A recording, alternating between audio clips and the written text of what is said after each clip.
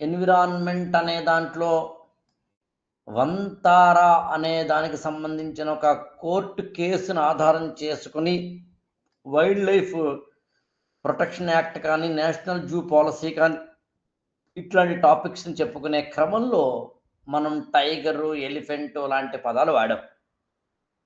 అందుకని ఇవాల్టి క్లాస్ని అటు నిజానికి ఎన్విరాన్మెంట్కి ఉపయోగపడుతుంది, ఇటు జాగ్రఫీకి ఉపయోగపడుతుంది. అంటే టైగర్ మీద ఆధారపడి, నాట్ జస్ట్ టైగర్కి ఎన్ని రకాలైతే చెప్పుకుంటామో అన్నీ చెప్పుకుందామండి. అప్పుడు మనకి టోటల్ క్లారిటీ వస్తుంది. ఇందులో వెరీ వెరీ ఇంపార్టెంట్ పాయింట్ ఏంటంటేనండి, మీకు 2025 మార్చి 9 నుండి మీకు భారత ప్రభుత్వం మనకి టైగర్ రిజర్వ్స్ అని ఉంటాయండి.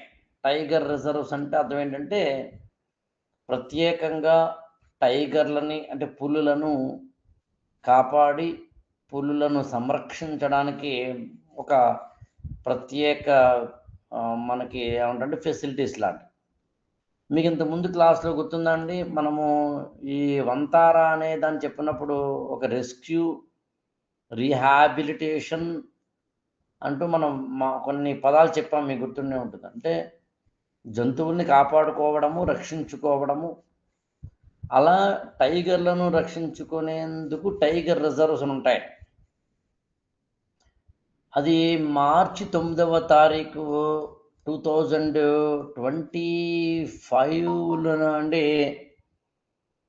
భారతదేశంలో 58వ టైగర్ రిజర్వ్ని ఇండియన్ గవర్నమెంట్ ఏర్పరిచిందండి. 58వ టైగర్ రిజర్వ్ అంటే మాధవ్ నేషనల్ పార్క్ అని ఉందండి మధ్యప్రదేశ్లో. అందుని ఈ క్లాసుని నేను తెలంగాణ రాష్ట్ర గీతాన్ని రచించిన అందశ్రీకి అంకితం ఇస్తున్న క్లాస్ అండి. ఎందుకంటే ఇవాళ ఆయన మరణించిన రోజు కాబట్టి.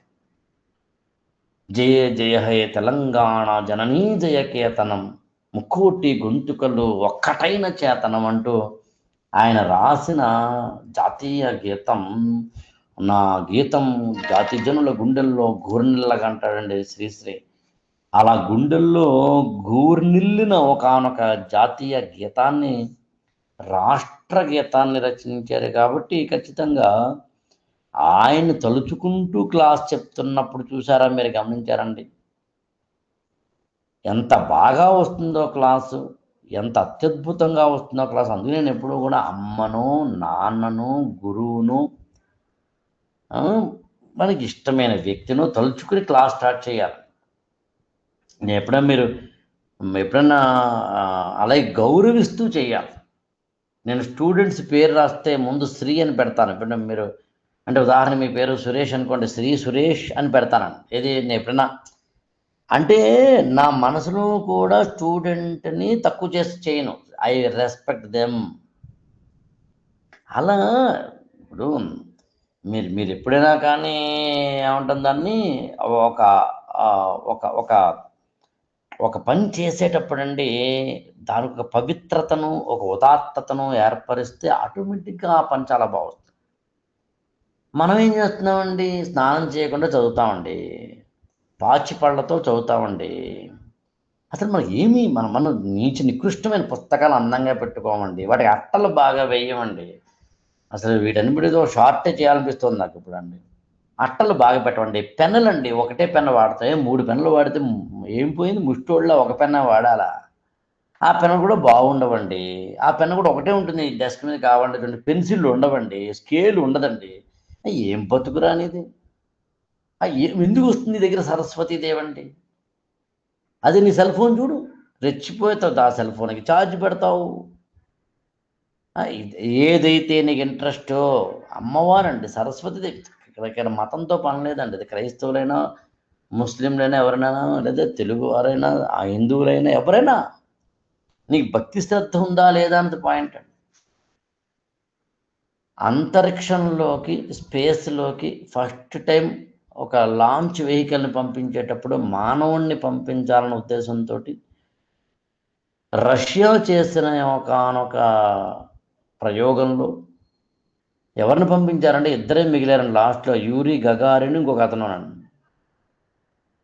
ఒకరే వెళ్ళాలి. అంటే మీరు లాస్ట్ ఇంటర్వ్యూలో చూడండి 1:2 ఒకటే వేకెన్సీ ఉంటుంది. ఇద్దరిని పిలుస్తాడు అలా. అందులో యూరి గగారిన్ ఒకరండి, ఇంకొక అతను ఒకడు. మీరు నమ్ముతారో లేదో ఆ స్పేస్ వెహికల్‌లోకి డైరెక్ట్‌గా ఎక్కేసి వెళ్ళిపోయిన వాడు అవతలి వాడండి. ఆ స్పేస్ వెహికల్‌కి దండం పెట్టి అతను వేసుకున్న షూస్‌ని తీసేసి లోపలికి అడుగుపెట్టిన వాడు యూరి గగారిన్ అండి. He was selected. ఇక దండం పెడితే హిందువులు, బొట్టు పెట్టుకుంటే హిందువులు అలా చూడకండి. అది దాటిపోండి. అంటే భక్తి, శ్రద్ధ అండి. ఒక వ్యక్తి కారు ఎక్కుతుంటే డ్రైవరు ఫస్ట్ ఆ స్టీరింగ్‌కి దండం పెట్టుకుంటాడండి. మెకానిక్ షాప్ వాడు మెకానిక్ ఉంటాయి కదండీ! ఆ పనిముట్లు వాటికి దండం పెట్టుకొని స్టార్ట్ చేస్తాడండి. నాగలి దున్నేటప్పుడు నాగలికి దండం పెట్టి స్టార్ట్ చేస్తాడండి. ఆవుని పితికేటప్పుడు మీకు తెలుసో లేదోనండి, ఆవుకి దండం పెట్టి పొదుగు అంటాను. పొదుక్కి దండం పెడతాడండి. ఏం బతుకులురా మనవి! యూతా? మనకి అమ్మంటే భక్తి లేదు, నాన్నంటే గౌరవం లేదు, టీచర్ అంటే గౌరవం లేదు, సమాజం అంటే గౌరవం లేదు, నీ పుస్తకాలంటే గౌరవం లేదు, అసలు నీకంటే నువ్వు గౌరవం లేదు. ఏం బతుకులురా మనవి! ఈ ఛానల్‌ని లైక్ చేయండి, షేర్ చేయండి, సబ్స్క్రైబ్ చేసుకోండి.